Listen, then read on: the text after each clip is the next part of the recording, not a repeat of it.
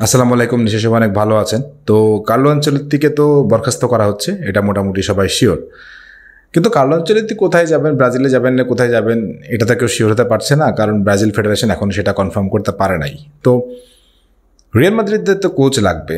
Real মাদ্রিদের যে তালিকা ছিল সে তালিকায় অনেকের নামই ছিল, কিন্তু যে নামটা সবচেয়ে বেশি জোরালো এবং যার কাছ থেকে গ্রিন সিগন্যাল পাওয়া গেছে সে হচ্ছে জাভি আলোনসো। তো জাভি আলোনসো রিয়াল মাদ্রিদকে গ্রিন সিগন্যাল দিবেন, এটা তো খুব স্বাভাবিক ব্যাপার। রিয়াল মাদ্রিদের কোচিং করানোর ইচ্ছা কার না থাকে।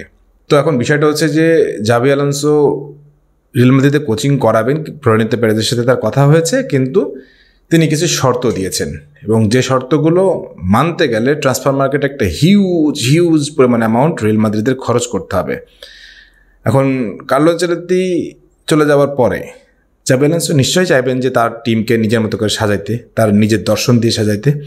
সে জায়গাটায় তিনি 5 জনকে চাইছেন, ওটা তিনি চাইতেই পারেন, কিন্তু ফ্লোরেন্তিনো পেরেজ কি রাখতে পারবেন সে ব্যাপারটাই একটু আমরা আলাপ করার চেষ্টা করি, যে আসলে জাভি আলোনসোর শর্তগুলো কী এবং সেটা আসলেই পালন করা যায় কি না।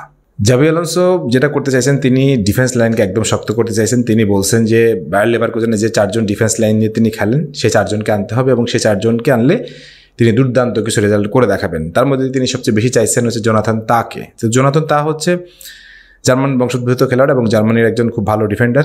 জোনাথন তার জন্য তিনি যে কথাটা বলছেন সে হচ্ছে একজন খুব ভালো লিডার এবং সে খুব ভালো ভিশনারি প্লেয়ার এবং তার মতন দুর্দান্ত মানে মানে ডিফেন্ডার তিনি সাধারণত খুব কম দেখছেন এবং তিনি তাকে যে কোনো মূল্যেই চান জোনাথন তাকে।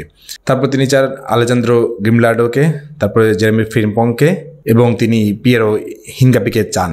তো জোনাথন তা এই ব্যাপারটা হয়তো বা আমার কাছে মনে হয় রিয়াল মাদ্রিদ মেনে নিতে পারে এবং এর সাথে জেরেমি ফ্রিম্পং এই ব্যাপারটাও হয়তো বা আসতে পারে। কিন্তু আরও যে 2 জন আছে, হ্যাঁ, মানে এই 2টা ব্যাপারে আমার কাছে একটু কনফিউশন। আমার কাছে মনে হয় যে এটা একটু টাফ, হ্যাঁ, কারণ রিয়াল মাদ্রিদের আছে হচ্ছে রুডিগার আছে, তারপর হচ্ছে মিলিটাও আছে, মেন্ডি আছে, অনেকেই আছে।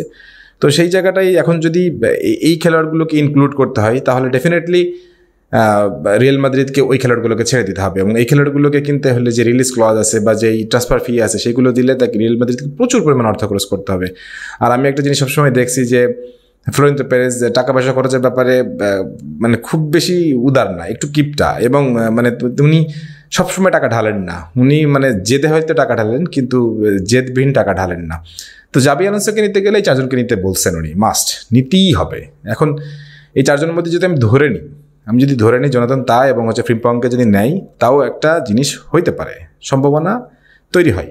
কিন্তু এখানে একটা জিনিস মনে রাখতে হবে যে রুডিগার আছে, তারপরে আরও যারা আছে ওখানে হয়তো ওরকম পারফরমেন্স করতেছে না, কিন্তু জেরেমি ফ্রিম্পং এবং হচ্ছে জোনাথন তা এই 2 জন যদি রিয়াল মাদ্রিদে আসে, আই হোপ এটা ভালো হবে। এবং আমি কেন জানি মনে হচ্ছে যে এই 2টার আসার সম্ভাবনাটা একটা প্রবল সম্ভাবনা আছে। এই ট্রান্সফার উইন্ডোতে এই জিনিসটা হয়ে যেতে পারে, কারণ জাভি আলোনসো ডেফিনেটলি তাদের কাছে তাদের প্ল্যান দিবে যে আমি এই প্ল্যানে খেলাবো, এই করবো। সেই প্ল্যানের বাস্তবায়ন অনুসারে আমার মনে হয় এই 2টা অন্তত পক্ষে হইতে পারে, আর বাকি 2টা সম্ভাবনা আমার কাছে মনে হয় খুব কম, কারণ ট্রান্সফার মার্কেট এটা একটা ছেলে খেলা না, চাইলে আমার 4 জনকে নিয়ে চলে আসলাম, এটা একটা হয় না। আর উনি মানে অ্যাটাকিং লাইনে যাকে চাইছে সেটা হচ্ছে ফ্লোরিন রিজের খেলা তো অনেকেই দেখছে, বায়ার লেভারকুজেনে সে কেমন খেলে, দুর্দান্ত জার্মান জাতীয় দলেও সে দুর্দান্ত খেলতেছে। এবং রিজকে তিনি বলছেন যে এই খেলোয়াড়টার যে ভীষণ আছে এবং যে ধরনের নেতৃত্ব গুণাবলী বা যে ধরনের খেলোয়াড় সে, তাকে যদি আমি নিতে না পারি তাহলে আমি রিয়াল মাদ্রিদের হয়ে তেমন কিছু করে দেখাতে পারবো না। তো আমার ওই জায়গায় প্রশ্ন হচ্ছে যে অ্যাটাকিং ইয়েতে ডেফিনেটলি আমি কিলিয়ান এমবাপ্পে, তারপর হচ্ছে রদ্রি, তারপর হচ্ছে মানে ভিনিসিয়াস জুনিয়র, বেলিংহাম, আর্দা গুলার সবার উপর সম্মান রাখতেছি, এনরিক ফেলিপে।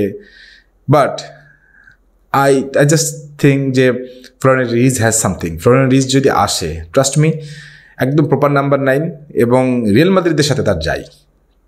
রিয়াল মাদ্রিদে যদি ফ্লোরিন রিজ আসতে পারে বা তাকে আনা যায়, আমি বলবো ইট ওয়াজ ফ্যান্টাস্টিক ডিল। তো তার শর্ত হচ্ছে যে এই 4 জন ডিফেন্ডার এবং একজন অ্যাটাকারকে নিয়ে আসতে হবে। আমি যদি 2 জন ডিফেন্ডারও ধরি এবং একজন অ্যাটাকারও ধরি, তাও রিয়াল মাদ্রিদের প্রচুর পরিমাণ খরচ করতে হবে এবং এই খরচের জন্যই কি রদ্রিগোকে তারা হচ্ছে যে বিক্রি করে দিচ্ছে, এবং রদ্রিগোকে মোটামুটি বিক্রি করে দিচ্ছে, এটা মোটামুটি কনফার্ম হওয়া গেছে। রদ্রিগোকে যদি বিক্রি করে দেয়, এনরিক ফেলিপেকে কি বিক্রি করে দিবে? এনরিক ফেলিপেকেও যদি বিক্রি করে দেয় তাহলে মার্কেট হয়তো সহজ হয়ে যাবে, তখন সেক্ষেত্রে কেনাকাটা সহজ হইতে পারে। বাট এনরিক ফেলিপেকে আমার মনে হয় যেহেতু তারা একটা মাস্টার প্ল্যানে আনছে, হয়তো এখনই তারা ফেলে দিবে না। বাট রদ্রিগোকে যদি ফেলে দেয় এবং সেক্ষেত্রে যদি ভালো অঙ্কের অ্যামাউন্ট পাই, তো সেক্ষেত্রে হয়তো 5 জনের জায়গায় আমার কাছে মনে হয় অন্তত 3 জনকে দেখা যেতে পারে। তো এই ব্যাপারে আপনাদের কি মনে হয়, আসলে যে 5 জনকে উনি চাইছেন, এই 5 জনকে কি নেওয়া উচিত ছিল, নাকি এই 5 জনের মধ্যে কি কাকে কাকে মনে হচ্ছে যে এই খেলোয়াড়গুলোকে নিলেই রিয়াল মাদ্রিদের জন্য যথেষ্ট হবে? রিয়াল মাদ্রিদের যারা ফ্যান আছেন তারা ডেফিনেটলি কমেন্ট সেকশনে একটু লিখে যাবেন যে জাবি আলোনসোর এই 5টা শর্তকে আসলে পূরণ করার মতো কিনা, বা 5টা শর্ত পূরণ করা উচিত কিনা। আর জাবি আলোনসো আসলে কি হবে না হবে সেটা নিয়ে পরে কথা বলবো। বাট এই 5টা শর্ত যদি ফ্লোরেন্তিনো পেরেজ পূরণ করতে না পারেন, সেই ক্ষেত্রে ডিল আমার মনে হয় জাবি আলোনসো ডিলটা করবেন, বাট সেক্ষেত্রে আমার মনে হয় ফ্লোরেন্তিনো পেরেজের কিছু ছাড় দিতে হবে। ওই ছাড়টা কতটুকু হবে সেটা এখন দেখার বিষয়। সবাই ভালো থাকেন, সুস্থ থাকেন, আল্লাহ হাফেজ।